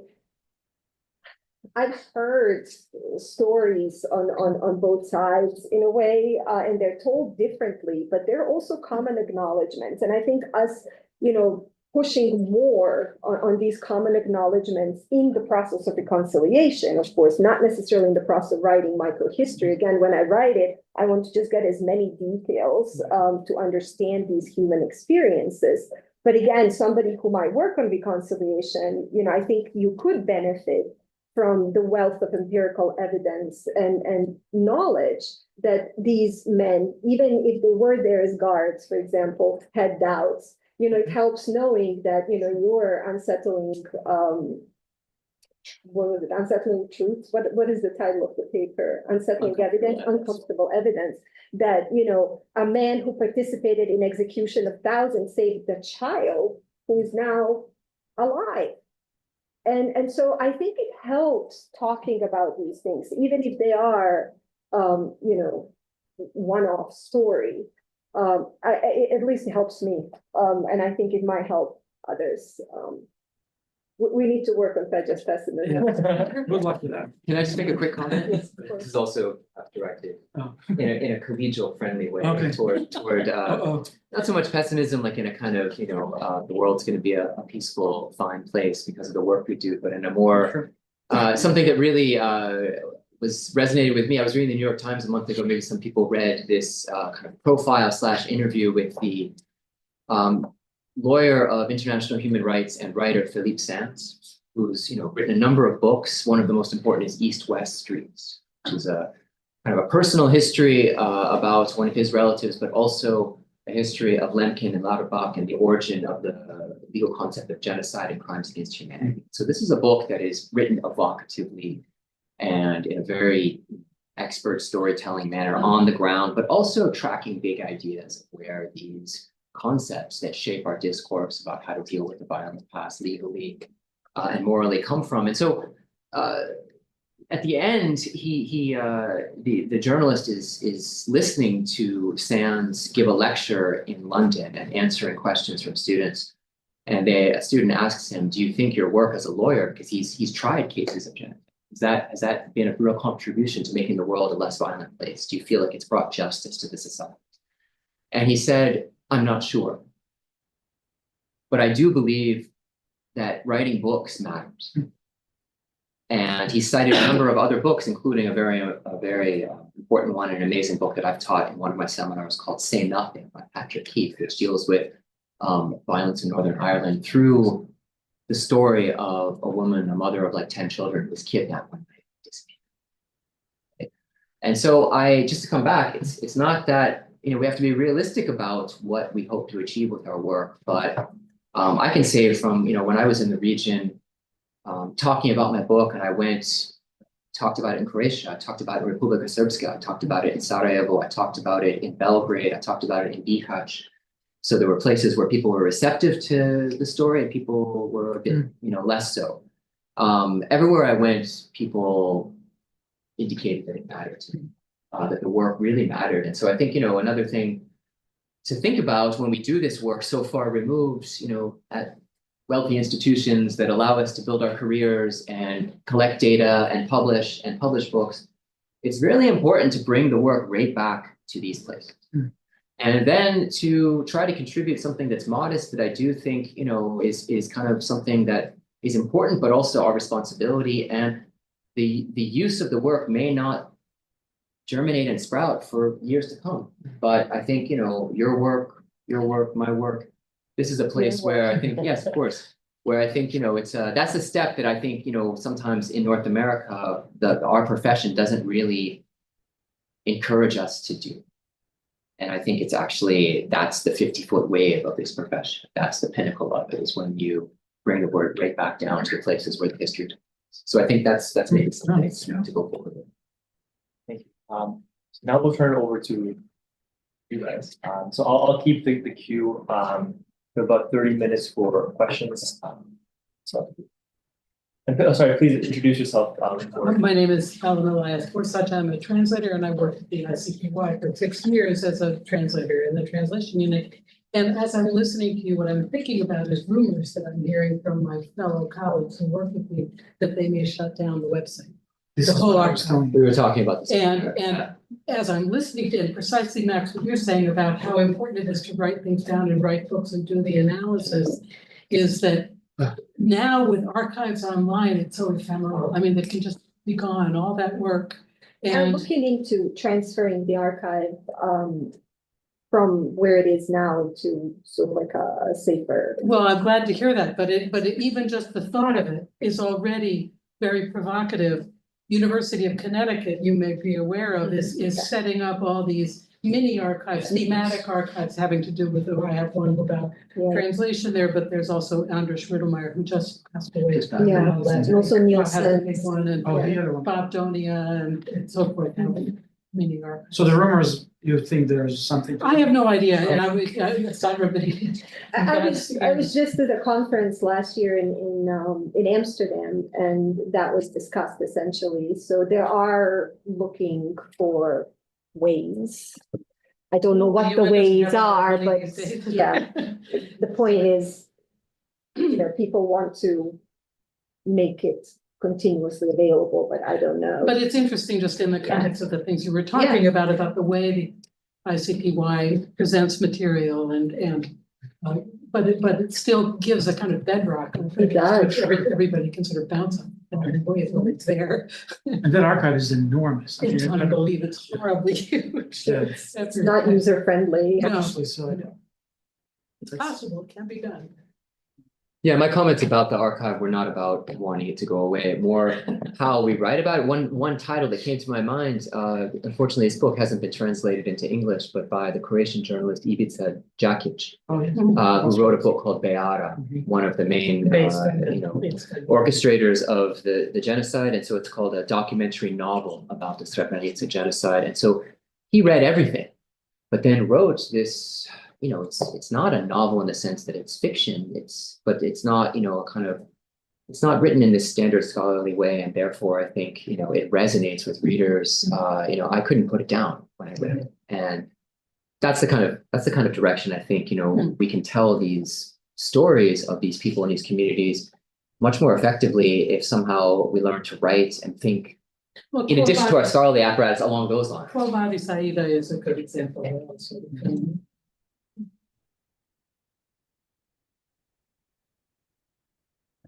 My name is George Dayak. I'm an associate at the Davis Center. And my work has been on Hungarian history, the town where I was born, which is Pécs in Hungary, and about the mayor of that town during the Holocaust. I presented some of my findings at a conference last summer, where from his personal letters, I was able to show that this mayor was actually anti-Semitic because he wrote a lot of letters to his friends about that. And I was talking to that about the organizer of the conference. It turns out was of German ethnic descent in Hungary and had relatives who were on the other side. And she was very skeptical about what I had presented. She said, you can't really believe what you read in letters and so on.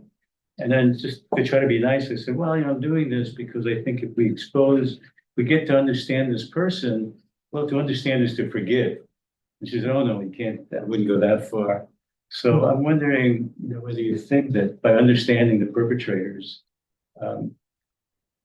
they become more human and we, the descendants of the victims, can be forgiving and And if we can have a dialogue of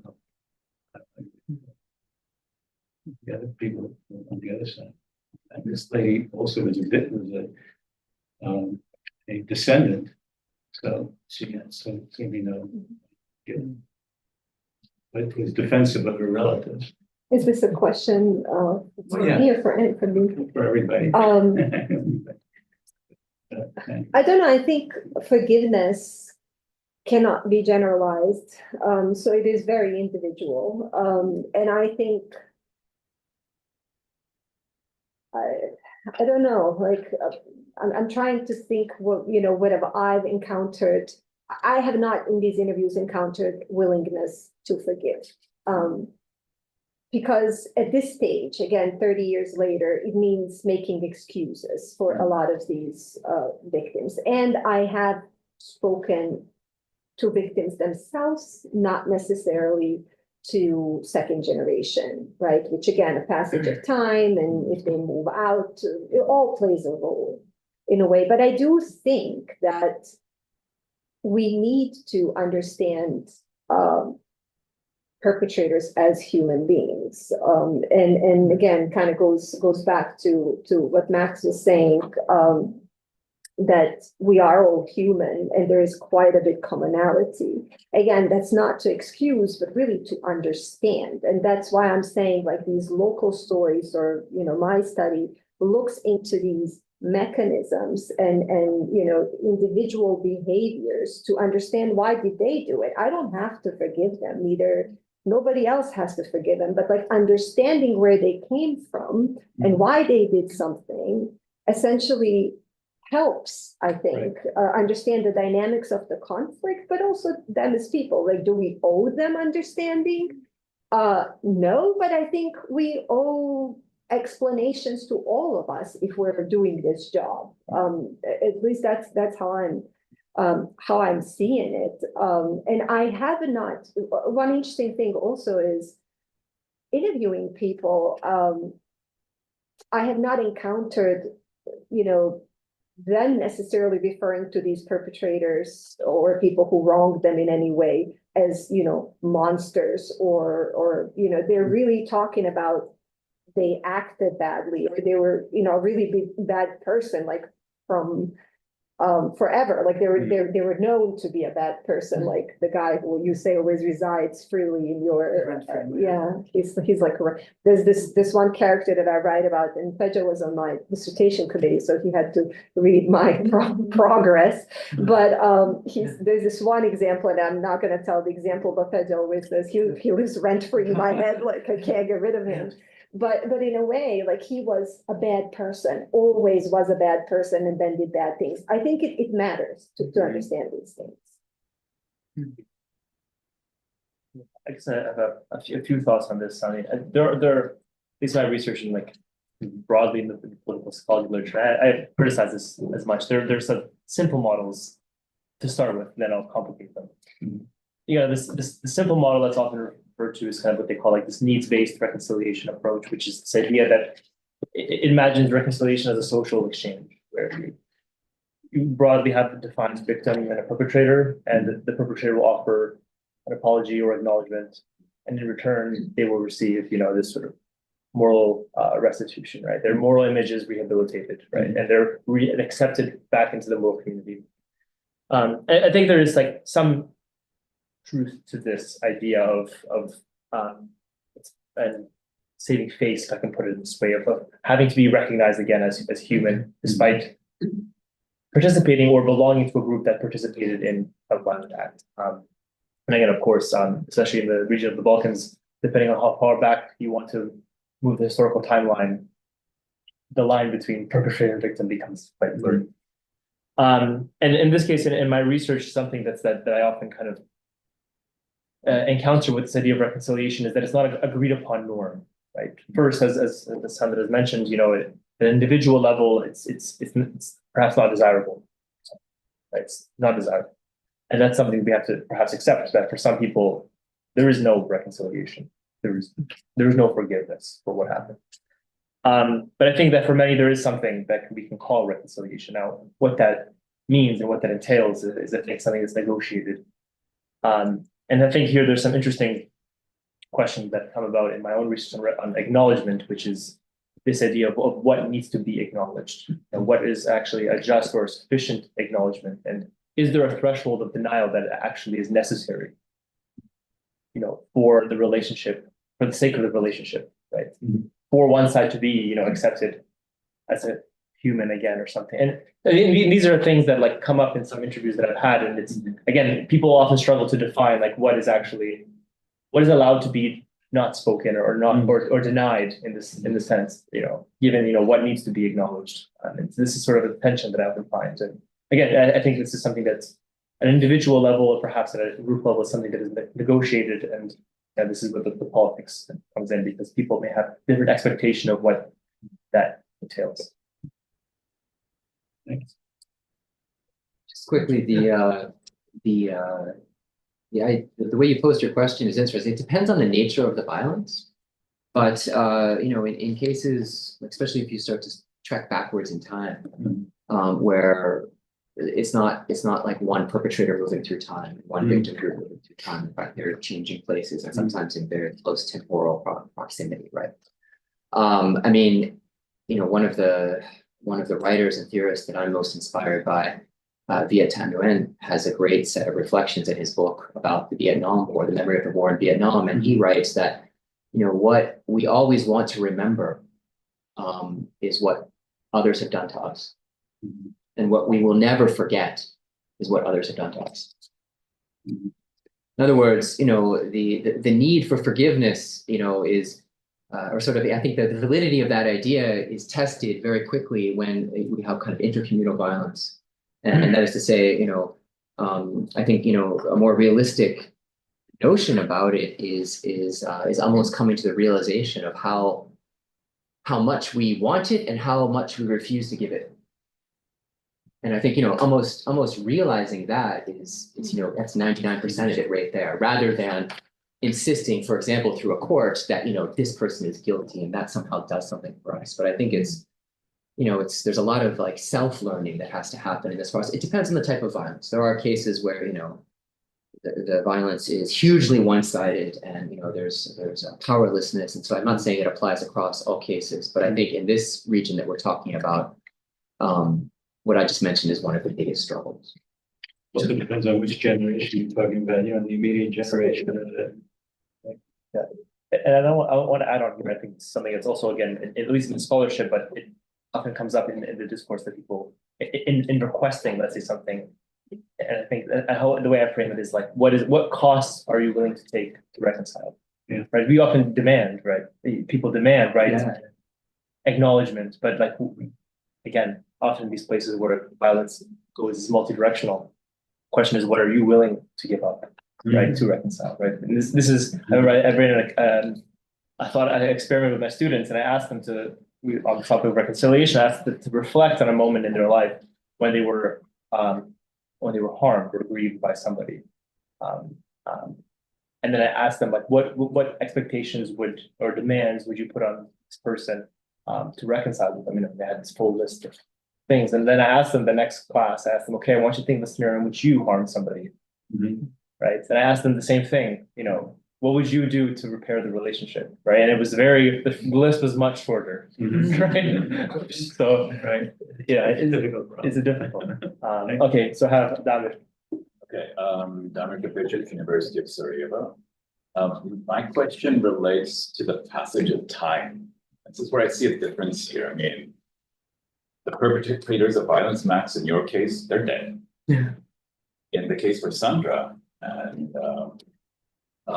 Beja, they're not. In many cases, they're not. And I see that, the way that you use the same method to look into what has happened, but the results are interpreted in different ways. So Max, like your results are reflective. You kind of like can look back and say that this was the past, similar to what happened in Germany in the Second World War. This is something that we did, while in the case of and Toby, like this is something that actually still happened by people who you can maybe meet on the street. Now, I mean, my question here is basically, how is microhistory useful in these two different cases? Because I see it completely differently. It's not, does not work in the same way. It has two completely different mechanisms of sometimes maybe even aggravating, while in the other case, allowing for a more distant reflection of what has actually been going on. And how do you deal with that, essentially? Sandra, remember my panicky emails to you Yes. before my article came out? This is exactly what, because I could follow some of the people on Facebook, and even the school now is a school.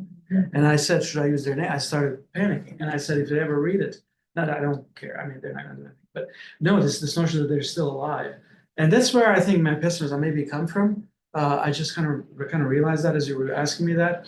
I think that yeah, it can be aggravating, but I don't really care.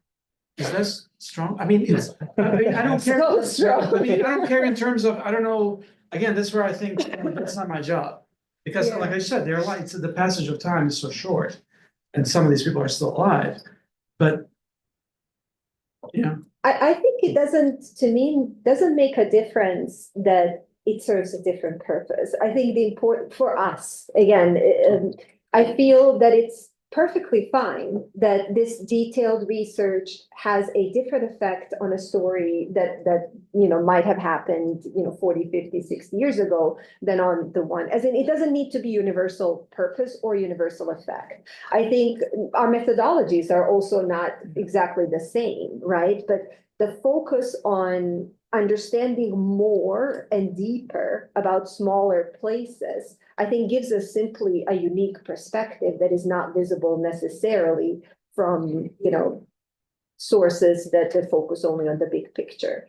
And I think also that the big picture runs much higher risk to lose sight of complexities at, sort of at the local level. We can't write local histories without referring to the big picture, right? So there's a constant interplay. So I think that we don't have to your question, how do you deal with this? I don't think we need to deal with that, because it doesn't need to be uniform. And I think this might be also, you're also political scientists, right? Like it might be a methodological thing, right? Like we don't, I don't know. I always think about it. We have a bit more leeway here. Like for me, my methodology, for example, is part ethnographic, part historical, part even autoethnographic. While if you do something with the 1940s, you can't necessarily do the same thing, and that's fine. You don't have to. You still can look, as Max is saying, you can find that little hole through which you can get into a whole other world. But one thing that is, I think, similar in these small or histories or smaller places, it is really helpful to have been there, to see, to be on the ground, we were talking a little bit about this earlier today, but sometimes, you were saying like you were, one of you, who was mentioned, like you got frustrated in trying to understand several minutes or where things were happening. I mean, the same was happening to me. I spent 3 days trying to figure out where a tank was parked. Like 3 whole days of my life, was it facing this way or that way? And you may think like, it's not a big deal, but it was a big deal. And I had to find it, and it served a purpose. So the point is, again, I don't think that is necessarily a worry we need to have. Our worry is to uncover these stories. If I may, because the quotes that I read at the end of my brief intro are all from 91 to 95. So the work I'm doing now is not in the 40s anymore. It's today, and those people, some of those quotes are from people who are alive right now. And I'm a historian from North America who has an active profile in the region. And so, for example, in Galena, a new book is coming out on 1941 by a young colleague who's a friend of mine. He asked me to be one of the blurb writers for the book, and he has a very provocative argument. The research is very important. There's lots of new facts, lots of new information, and I don't agree with his framing of it, but I supported what I thought was important. When I get down to writing my book, I see him as one of the present day actors in this conflict that I want to analyze. And so I could probably end my professional and personal relationship with him in the way that I would probably write about his book, in my book. And so you know, that's maybe a kind of more personal concern, but what I'm trying to say is, you know, the idea that the past is not something that, you know, I'm also dealing with the same thing. But I guess to kind of maybe pose a question back to you and speak for a moment. If I understand, it almost sounds as if like there's not only more space, but kind of a more use, if I'm hearing you right, about kind of say my previous work, like writing a book from something that's maybe 60, 70 years ago. It has a kind of greater, perhaps, you know, intellectual, scholarly, and kind of public use, impact. It matters in some way more. It's less of a fraught terrain. Whereas, you know, work on the 1990s. I guess my question back to you would be, are you saying that, you know, when are we free to do the microhistories? And like, why would not doing them like, does that serve a purpose now? Or is it that writing them now where, you know, we are brushing shoulders against people as we do some of this research, people who want to talk to us, people who want us to get out of the country, and kind of all shades in between, does that somehow cancel out the importance? I mean, it's 30 years now, right? Think of, say, after 1945, we had serious studies of the Holocaust and other aspects of the Second World War by the 1970s. There's a use for that research. It seems to me, in a society that has so many issues, including trying to find a way forward, some way or the other, after so much intercommunal violence, when would be the right time? I guess I don't mean that in a kind of push you back. It's more just I respect your work and your place as a scholar in the society, and I'm interested to hear what you have to say. If you, I mean, reflecting back, I would probably say that different approaches serve different purposes. What you're doing by focusing on the present through microhistory, it's gathering data. Like, you have the access to actually talk to those people who are involved in different ways, either as perpetrators or as, you know, bystanders. And the other work, the more historical work, that has the potential to be more reflective.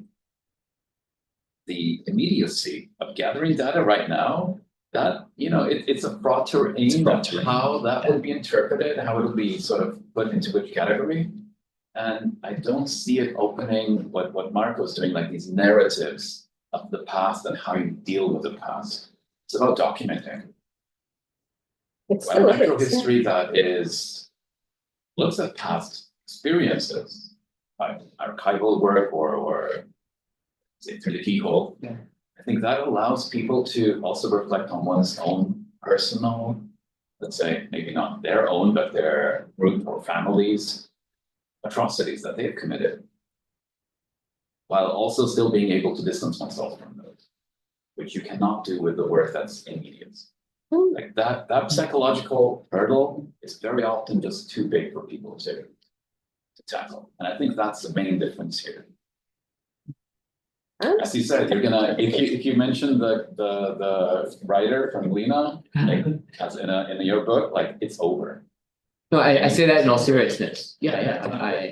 Well, if he was dead, like, you know, mention him as much as you want. Maybe wait. Not I mean, the relationship is over by the fact that he's dead, so there's no damage there. Which But I also think can to both. extrapolate to all of the things that you're looking at. Yeah, The no. violence, the perpetration, and everything. Once those people are dead, those relationships are over. And you cannot take it very personal, which you still can. It's with people who are alive. Can I just say, like, I actually think we can do both. It's not easy, but we can. I've encountered in documentation, in interviews, like members, again, I come from also a mixed family.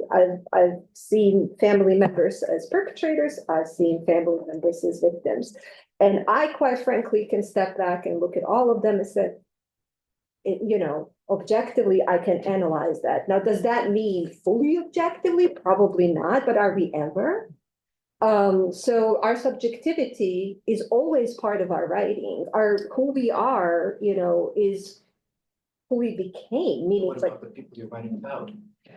what about That's what I'm asking, like, they're supposed to reflect, it's not about you. It's about the people you're writing But when about. they're dead, they're not going to reflect. Okay, they're descendants. Okay, let's continue. We have just a few more questions and so now. Oh, okay, well, I have so many questions, I'm gonna try to keep this brief. But this was really fascinating, I learned a ton, you've sold me on your approach. I think I've learned a lot from each of you, and being a political scientist who tends to think in sort of what macro lessons can we extract, and generalize. I think you could extract a lot from this. So one, I'm gonna throw out a few questions, you can ignore them, I know we're running out of time. One is, I would love to know if you were to repeat some of these microhistories in multiple places, do you feel that you could extract sort of quasi-generalizable arguments about why Komshiluk happens and coheres and persists in some places but not others? So why the variation? A second thing that popped up for me is Max threw out this comment, it depends on the nature of violence. So I'm wondering, in all of your microhistories, you're obviously witnessing people who have experienced violence to different degrees, personal, observed it, didn't, there's all kinds of shapes and forms and durations that violence comes in. Are you seeing differences, maybe not in Pilica, where it sounds like just mass violence in horrible ways. But are you seeing some patterns in the way people then narrate their experiences or are open to Komshiluk or whatever it might be after this experience?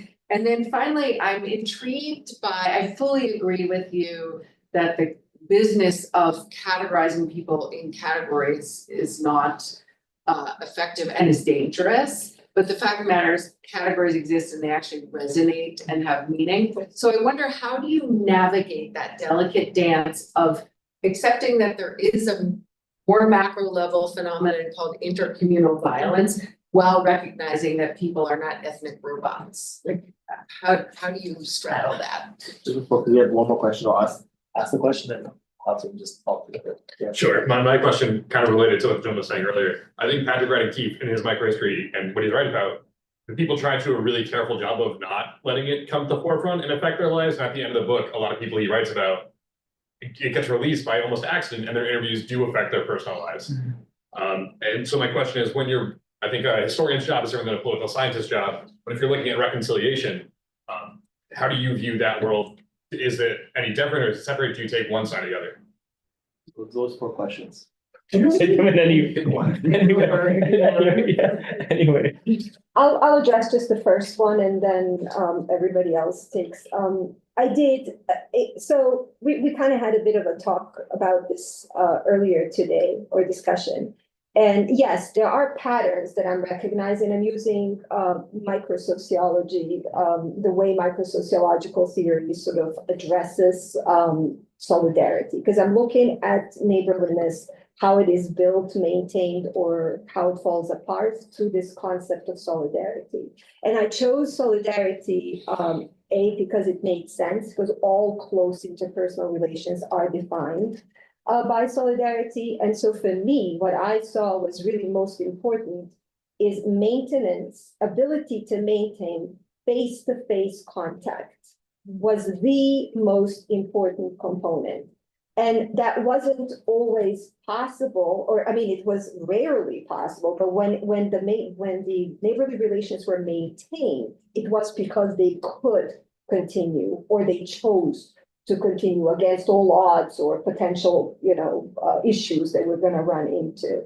In every single case, the face-to-face interaction, regular, changed the nature of pretty much behaviors, to change the behavior. And it wasn't necessarily defined by self-identification. So I was saying there's examples where, for example, a family that remained, a Muslim family that remained between like Serb houses, they remained the entire war. the man of, the Serb house was in the military and identified strongly with the ethnic cause and all of that. But the entire war was protecting this family. They were sharing food and coffee and clothing, everything, the entire war, but they never stopped having these interactions. So I think this is the major pattern that I see. Can that be true for other places? I think yes, but again, I had focused this research on this municipality, and I think this is for other people's research to see whether it resonates. Yeah. Take yours.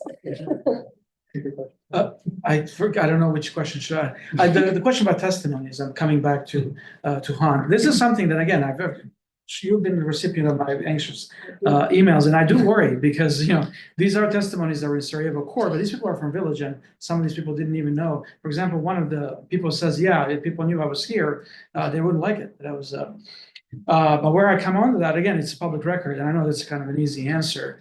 But at the same time, again, my job as a historian is to tell stories about the past.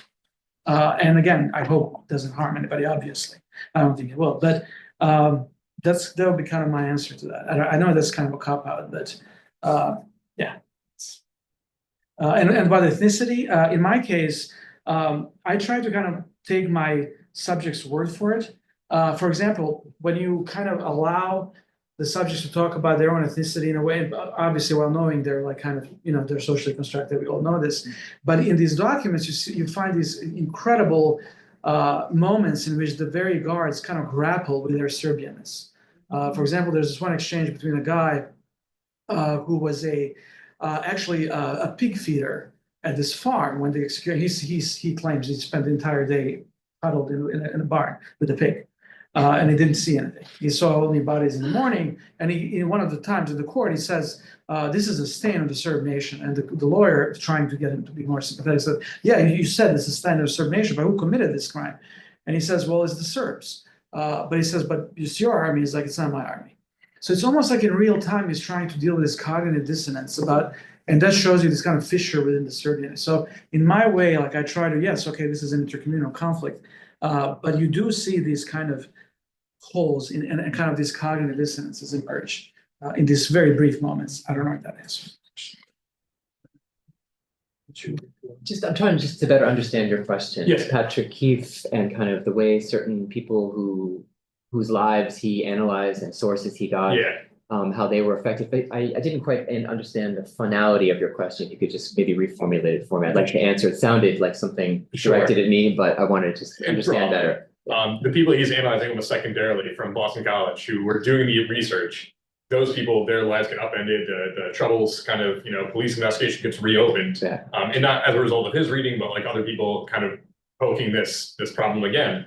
And so I was wondering, like you said, I think it's a fair answer. Historian's job is different than a political scientist's job, but also if we're seeking reconciliation, what's their job too? Like, how do we kind of balance these competing interests when we're telling these stories? Yeah, that's a big question, and certainly on the ethical level, it's a fraught terrain. I mean, this comes back to the question that Damir was asking as well. I think there's a connection here. Do we have a responsibility in certain cases, not to investigate, not to name names, not to look at certain sources? What are we trying to accomplish with our research? Is reconciliation even the main objective? I would say, it's not my objective. Sure. And I don't say that I don't look down on it as an objective, but it's not why I get up in the morning and go to work. I think, when I discover these kind of moments in time that suggest to me stories that have been undertold or have been silenced and pushed away in some direction, I see a challenge, and I see something there that I believe on some almost emotional level has some kind of inherent value to the world. Does that mean it's only going to bring good to people's lives? Probably not, right? Because when we face, as I call, in an article I just wrote, uncomfortable evidence, it makes us uncomfortable. Now, do I want anyone to end up hurt or in jail or lose their job? Absolutely not. At the same time, there's also massive consequences for the silence, right? So, that book, Say Nothing, this was a decades-long tragedy where many people's lives were upended and destroyed because of this, because of the silencing. So I mean, one way or the other, there is damage taking place. And so the question I would say, or the question I would pose would be, you know, in pursuit of a greater sense of the whole truth, is the damage there a better choice than the one from the silencing? Everyone will have their own answers to that. And my answer is obvious, I think. And just to come back to the issue with ethnicity, and this comes back to the question you were asking about, you know, going to Sandra about, you know, does the category actually in fact matter at certain points? You know, does the kind of, shall we say, scope of self-understanding, understanding of others narrow to a point where it actually achieves a real resonance and, to be perfectly honest, a life and death, shall we say, force in the world?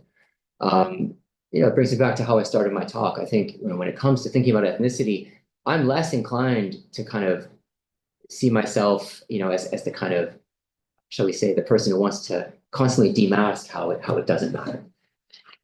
You know, that I, as a scholar, know that it doesn't matter, or that it, you know, there's something else going on there. Like, yes, that is true. But I actually think, you know, when I study this part of the world, I'm increasingly interested in, like, why does it matter to people? Because like those quotes that I read, I took out all the adjectives, but these are people who believe very powerfully in this reading of history. Now, is that how they believed 2 years before? No. Is that how they believe today? I don't know. We have to check in with them. But the point is, in those moments when they wrote those words, it was the all-consuming lens through which they made sense of their past, present, and future, right? To the point where we have found a cure for genocide. That cure is we will kill the other people before they kill us, right? The other people in the real documents are identified in ethnic categories. And so I think my students ask me this, you know, because they're kind of anti-nationalist, kind of by default setting, without actually, I think, realizing that in many cases they're quite nationalist. But they, you know, a lot of us frame our nationalism as defense of kind of the human good, but we pick our sides. And so I think, so basically my last point is simply to say that I think it's very important to care about why nationalists think what they think, and to take those moments in time very seriously, and to not always have that kind of knee-jerk scholarly reflex to sort of play this down as if it doesn't matter to people. I think it actually matters intensely. And then when it doesn't matter, we don't need to insert it as it matters. That, I think, is the great finding over the last 20, 30 years of scholarship, that we never want to just cast people into these groups. But I think kind of the problem with that is it's led us to, in a sense, not perhaps take it seriously enough, except as this evil that, of course, doesn't affect us, which I think is wrong. With that, we just like pause for the.